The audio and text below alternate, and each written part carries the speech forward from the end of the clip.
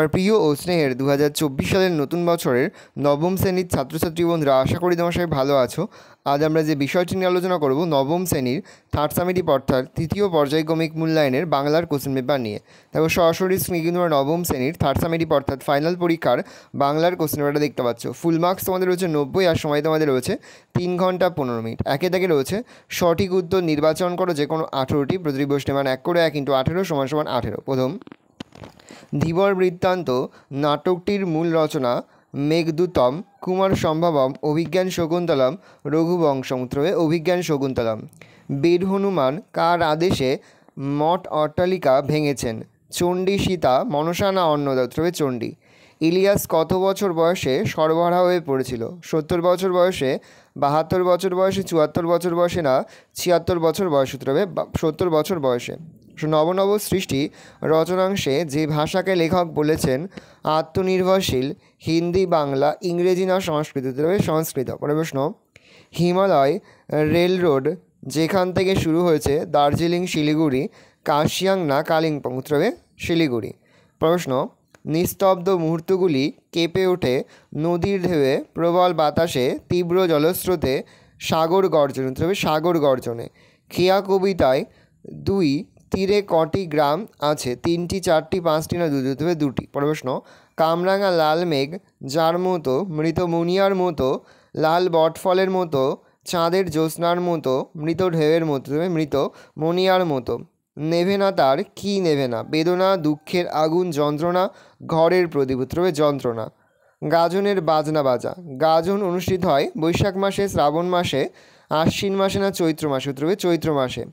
খাঁটি লোকের কথা বিকল্প হয় না, মূল্য হয় না, নড়চড় হয় না, ব্যাখ্যা হয় না? নড়চড় হয় না। মরদ কি বাত কিসের মতো? হাতির সুর, হাতির দাম, হাতির দাঁত, হাতির ওজন? হাতির দাঁত। বঙ্গমাতা চরণে যে ফুলের কথা কবি বলেছেন পদ্ম, গোলাপ, জবা না চাপা? পদ্ম। নিরুদ্দেশ গল্পে উল্লেখিত খবরের কাগজের বিজ্ঞাপনগুলির বিষয় ছিল গৃহসজ্জা, অলংকার, নিরুদ্দেশ না পাত্রপাত্রী? নিরুদ্দেশ। রাধারানী ঘর ঝাড় দিতে গিয়ে খুঁজে পেয়েছিল একটা স্বর্ণমুদ্রা, একটা ছবি, একটা নোট, মায়ের ওষুধ? একটা নোট। চন্দ্রনাথের কপালে মধ্যস্থলে ছিল চন্দনের টিপ, শিরায় রচিত ত্রিশূল চিহ্ন, কাটা দাগ কোনোটি নয়? শিরায় রচিত ত্রিশূল চিহ্ন। সত্যি ভাগ্য যেন চাকার মতো ঘোরে। বক্তাকে ইলিয়াস, ইলিয়াসের পত্নী, অতিথি মোহাম্মদ শাহ? অতিথি। হ্রদ থেকে দহ এটি কী ধরনের ধ্বনি পরিবর্তন? অপনিহিতি, সরলোভ, ধ্বনি বিপর্যয়, সমীভবন? ধ্বনি বিপর্যয়। বোধ হয় যে শ্রেণীর অব্যয় তা হলো আলংকারিক, সংশয়সূচক, সমর্থনসূচক, আবেগসূচক? সংশয়সূচক। মা আমাকে ভাত দিচ্ছেন, এখানে দিচ্ছেন হলো সকর্মক্রিয়া, দ্বিকর্মক্রিয়া, অকর্মক্রিয়া, অসম্পূর্ণ ক্রিয়া? দ্বিকর্মক্রিয়া। তৎসম শব্দের অর্থ বাংলার সমান, ইংরেজির সমান, হিন্দির সমান না সংস্কৃতির সমান? সংস্কৃতির সমান। পরের প্রশ্ন, কম বেশি 15টি শব্দে নিচের প্রশ্নগুলির উত্তর দাও যে কোনো 18টি, প্রতিটি প্রশ্নে মান 1 করে 1 × 18 = 18। চণ্ডীর আদেশ পান বীর হনুমান। আদেশ পেয়ে হনুমান কী করেছিল? দেবী চণ্ডীর আদেশ পেয়ে বীর হনুমান মাঠ অট্টালিকা ভেঙে খান খান করেছিল। ধীবর আংটিটি কীভাবে পেয়েছিল? ধীবর একটা রুই মাছ টুকরো করে কাটতে গিয়ে মাছের পেটের মধ্যে মণিমুক্তা ঝলমলে আংটিটা দেখতে পেয়েছিল। কারা ইলিয়াসের সবচেয়ে ভালো ঘোড়াগুলি চুরি করেছিল? কিরবিজরা ইলিয়াসের সবচেয়ে ভালো ঘোড়াগুলি চুরি করেছিল। আমি চমকে উঠলুম। বক্তার চমকে ওঠার কারণ কি? বাংলাদেশের এক প্রান্তিক অঞ্চলের এক বৃদ্ধের মুখে চেনা কণ্ঠস্বরে তার সুকুমারের নামে ডাকা শুনে কথক চমকে গিয়েছিলেন, বা কণ্ঠস্বরে তার সুকুমার নামে ডাক শুনে কথক চমকে গিয়েছিলেন। ধর্ম বদলালে জাতির চরিত্র বদলায় না। লেখক কেন এরকম বলেছেন? তো লিখবে, বাঙালি হিন্দুরা সত্য শিব সুন্দরের প্রতিষ্ঠায় যারা বাধা দেয় তাদের বিরোধী। বাঙালি মুসলমানরাও একই কাজ করে, তাই লেখক আলোচ্য মন্তব্যটি করেছেন। বেশ সুন্দর দেখায়। হিমালয় দর্শন রচনাংশে লেখিকা কোন জিনিসটিকে বেশ সুন্দর দেখায় বলে মন্তব্য করেছেন? লেখিকা বেগম রোকেয়া ছোট ছোট হিমালয়ান রেলগাড়িগুলিকে খেলনা গাড়ির মতো সুন্দর দেখায় বলে মন্তব্য করেছেন। সারা রাত মিছে দাঁড় টানি। সারা রাত দাঁড় টানা কেমন করে মিছে হয়ে যায়?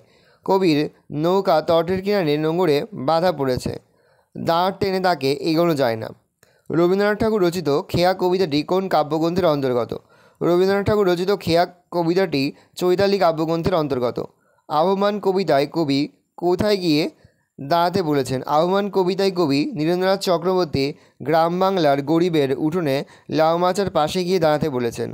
ভগবান পড়বে ফাঁসি। ভগবান বলতে কবি কাকে বা কাদের বুঝিয়েছেন? এখানে ভগবান বলতে কবি মৃত্যুঞ্জয়ী বীর বিপ্লবীদের, যারা স্বদেশের স্বাধীনতার জন্য সংগ্রাম করেছেন, তাদের বুঝিয়েছেন। ভালে কাঞ্চন শৃঙ্গ মুকুট বলতে কবি কী বুঝিয়েছেন? বঙ্গভূমির উত্তরে বরফে ঢাকা হিমালয় পর্বতমালা সূর্যকিরণে যে সোনার রং ধারণ করে, কবি তাকেই বাংলা মায়ের কপালে সোনার মুকুট বলেছেন। দিনটা ভারী বৃষ্টি। দিনটা বৃষ্টি কেন? শীতের দিন হলেও বাদলার কারণে আকাশ মেঘাচ্ছন্ন এবং পৃথিবীর স্নান হয়ে উঠেছে, তাই দিনটা এত বৃষ্টি। রাধারানী প্রাপ্ত টাকা ভাঙিয়ে কী করেছিল? রাধারানী বাজারে গিয়ে প্রাপ্ত টাকা ভাঙিয়ে মায়ের পথ্য তৈরি জিনিসপত্র ও প্রদীপের তেল কিনেছিল। স্কুলের সঙ্গে চন্দ্রনাথ কীভাবে সব সম্পর্ক মিটিয়ে দিয়েছিল? 2-3 মাসের মাইনে বাড়তি দিয়ে সব দেনা পাওনা মিটিয়ে চন্দ্রনাথ স্কুলের সঙ্গে সব সম্পর্ক শেষ করে দিয়েছিল। তদ্ভব শব্দ কাকে বলে? যেসব শব্দ সংস্কৃত থেকে সোজাসুজি বাংলায় আসেনি, মধ্যবর্তী পর্বে প্রাকৃতের মাধ্যমে পরিবর্তন লাভ করে বাংলায় এসেছে, তাদের তদ্ভব শব্দ বলা হয়। তৎ অর্থাৎ সংস্কৃত, ভব উৎপন্ন, অর্থাৎ তদ্ভব কথাটির অর্থ সংস্কৃত থেকে উৎপন্ন। অর্ধতৎসম শব্দ কাকে বলে? যেসব সংস্কৃত শব্দ কিছুটা পরিবর্তিত হয়ে বাংলা ভাষায় গৃহীত হয়েছে, সেগুলিকে বলা হয় অর্ধতৎসম শব্দ। যেমন জ্যোৎস্না থেকে জ্যোৎস্না, শ্রাদ্ধ থেকে শ্রাদ্ধ, গৃহিণী থেকে গিন্নি, বৈষ্ণব থেকে বৈষ্ণব, কুৎসিত থেকে কুৎসিত। পদ বলতে কী বোঝো? বাক্যে ব্যবহৃত বিভক্তিযুক্ত শব্দকে পদ বলে। পদ প্রধানত 2 প্রকার, একটা হচ্ছে নামপদ, একটা হচ্ছে ক্রিয়াপদ। প্লুতস্বর কাকে বলে? যখন কোনো স্বরধ্বনিকে অতি দীর্ঘ রূপে উচ্চারণ করা হয়, তখন তাকে প্লুতস্বর বলে। একটি বাক্যে নামধাতুজ ক্রিয়ার উদাহরণ দাও। আয়েশা পড়াশোনা করছে। এই বাক্যে করছে ক্রিয়াপদটি এসেছে কর ধাতুর সঙ্গে ছে বিভক্তি যুক্ত হয়ে। নদী আপনাবেগে পাগল পাড়া। পাড়া কী ধরনের অব্যয়? উত্তর হবে আলংকারিক অব্যয়। পরে 3 দাগে কম বেশি 60টি শব্দে নিচে যে কোনো একটি প্রশ্ন দেওয়া প্রশ্নের মান 3। পাশে পাশেই সকলেই তাকে ঈর্ষা করে। তাকে বলতে কার কথা বলা হয়েছে? সেই ব্যক্তিকে ঈর্ষার কারণ কী?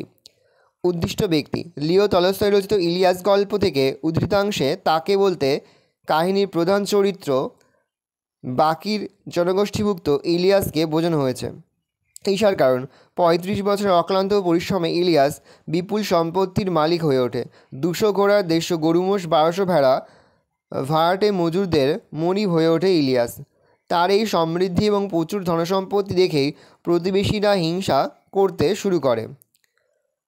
আমার ছাত্র আমাকে অমর করে দিয়েছে। বক্তার ছাত্র কাকে কিভাবে অমর করেছিল?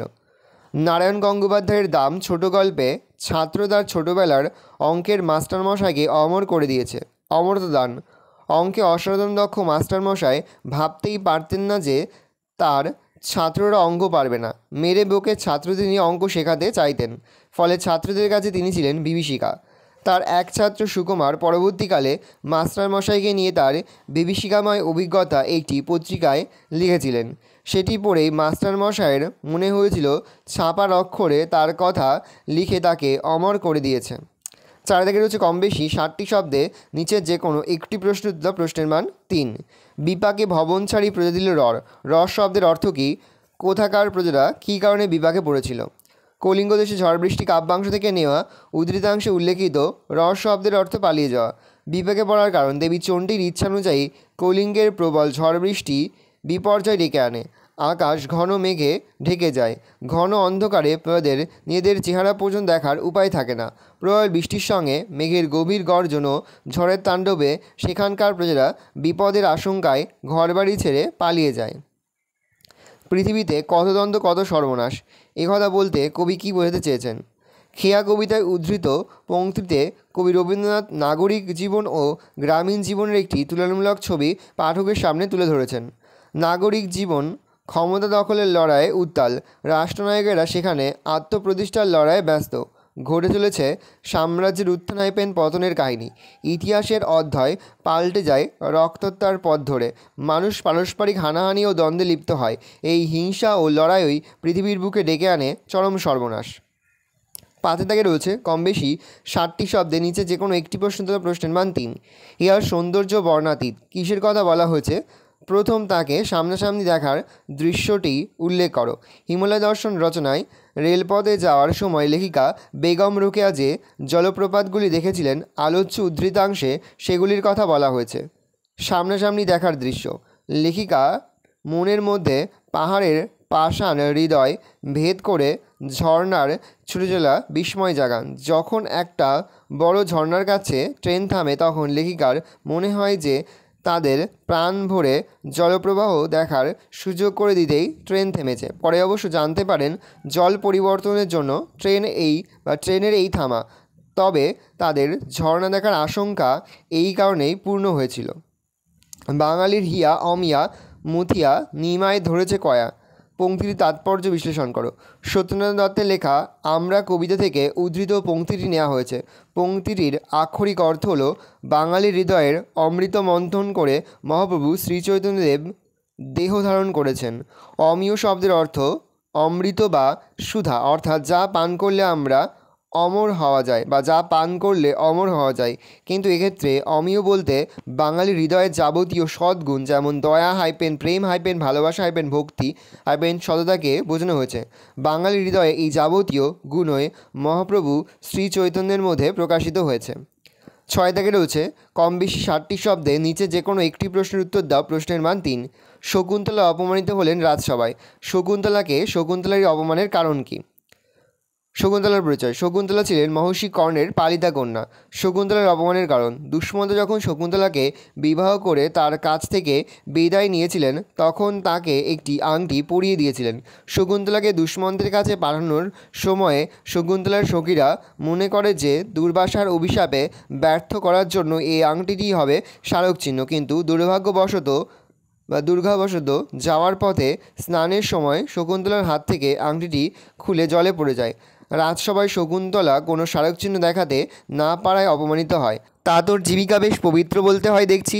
বক্তা কাকে উদ্দেশ্য করে কথাটি বলেছেন ওই ব্যক্তির প্রতিক্রিয়া ছিল? উদ্দিষ্ট ব্যক্তি।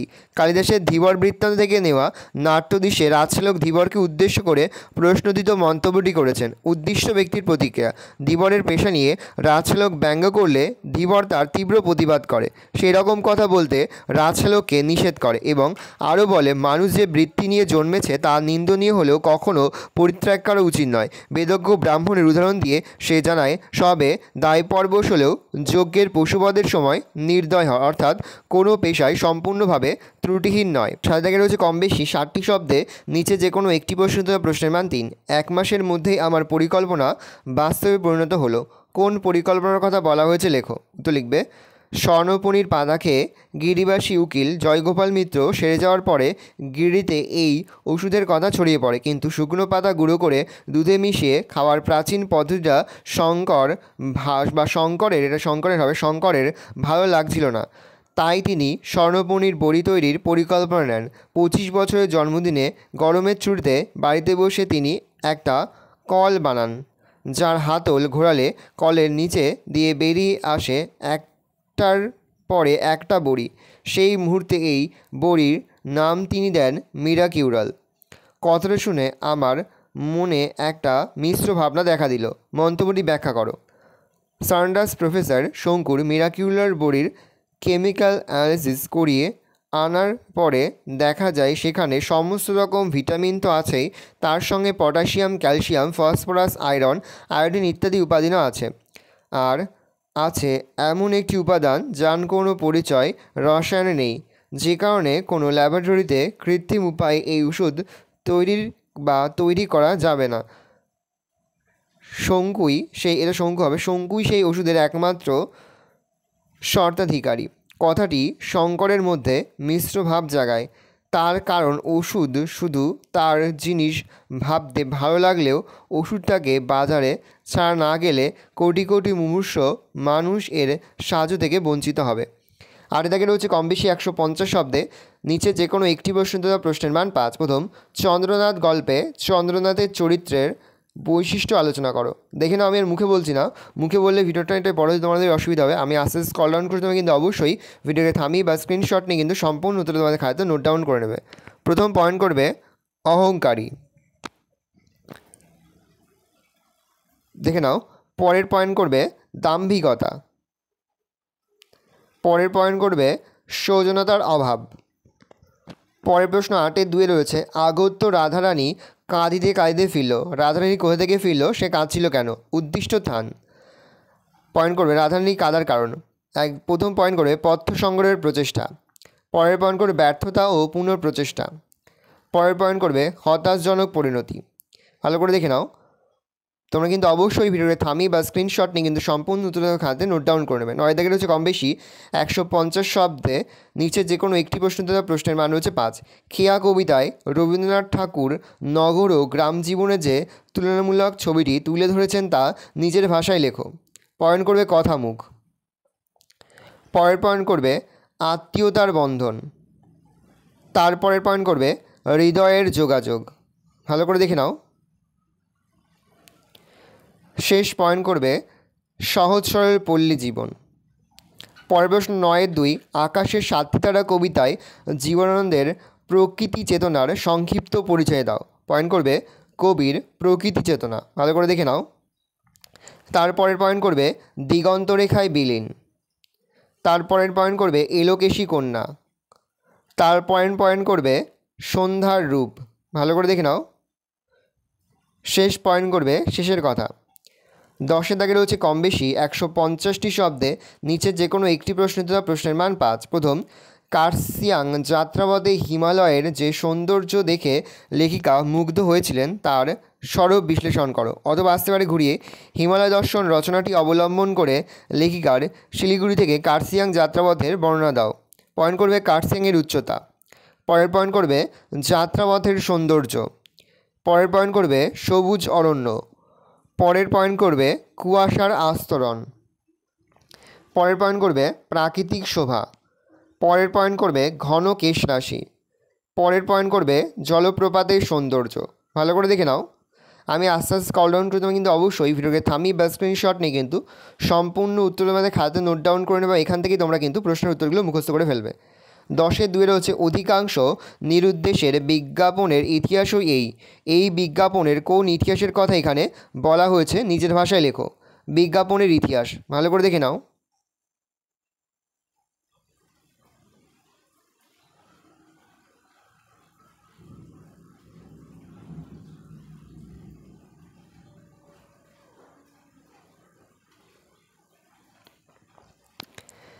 এগারো দাগের হচ্ছে কম বেশি 150 শব্দে নিচে যে কোনো একটি প্রশ্ন দেওয়া প্রশ্নের মান 5। ধীবর বৃত্তান্ত নাট্যদৃশ্যে ধীবরের চরিত্রকে যেভাবে পাওয়া যায় তা নিজের ভাষায় লিখো। প্রিন্টিং মিস্টেক আছে। পয়েন্ট করবে কথামুখ। পরের পয়েন্ট করবে পেশার প্রতি মর্যাদা। পরের পয়েন্ট করবে তোমরা সততা। ভালো করে দেখে নাও। পরের পয়েন্ট করবে সততা। ভালো করে পয়েন্টটা দেখে নাও। পরের প্রশ্ন রয়েছে ধীবর বৃত্তান্ত নাট্যাংশে রক্ষীগণ ও রাজশালকের ভূমিকা আলোচনা করো। প্রথম পয়েন্ট করবে রক্ষীদের ভূমিকা। ভালো করে দেখে নাও। প্রথম পয়েন্ট করবে রক্ষীদের ভূমিকা। পরের পয়েন্ট করবে রাজশালকের ভূমিকা। পরের পয়েন্ট করবে রাজশালকের ভূমিকা। ভালো করে দেখে নাও। পরে তোমাদের রয়েছে 12 দাগে কম বেশি 150 শব্দে নিচে যে কোনো একটি প্রশ্ন তথা প্রশ্নের মান 5। স্বর্ণপণি গল্পে প্রফেসর শঙ্কু তার আবিষ্কারের কী তালিকা দিয়েছিলেন। পয়েন্ট করবে আবিষ্কারের তালিকা। প্রাক কথন। প্রথম পয়েন্ট করবে মীরা কিউরল। পরের পয়েন্ট করবে অ্যানাইহিলিন পিস্তল। ভালো করে দেখে নাও পয়েন্টটা। পরের পয়েন্ট করবে এয়ার কন্ডিশনিং পিল। পরের পয়েন্ট করবে রিমেমব্রেন। পরের প্রশ্ন এটাই যে স্বর্ণপণি তাতে কোনো সন্দেহ নেই, কে কীভাবে স্বর্ণপণি পেয়েছিলেন বিবৃত করো। পয়েন্ট করে উদ্দিষ্ট ব্যক্তি। পরের পয়েন্ট করবে স্বর্ণপণি পাওয়ার বিবরণ। ভালো করে দেখে নাও উত্তরটা।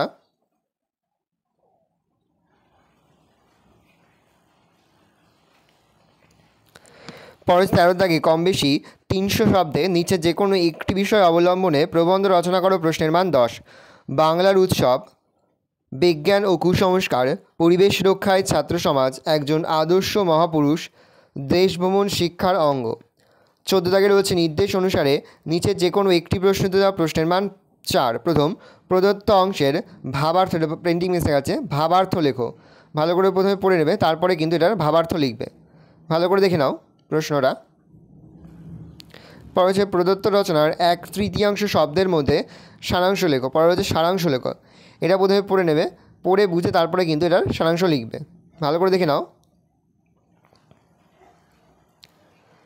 পরে রয়েছে 14-3 কম বেশি 150 শব্দে নিচের সংকেত সূত্র অবলম্বন করে একটি গল্প রচনা করো।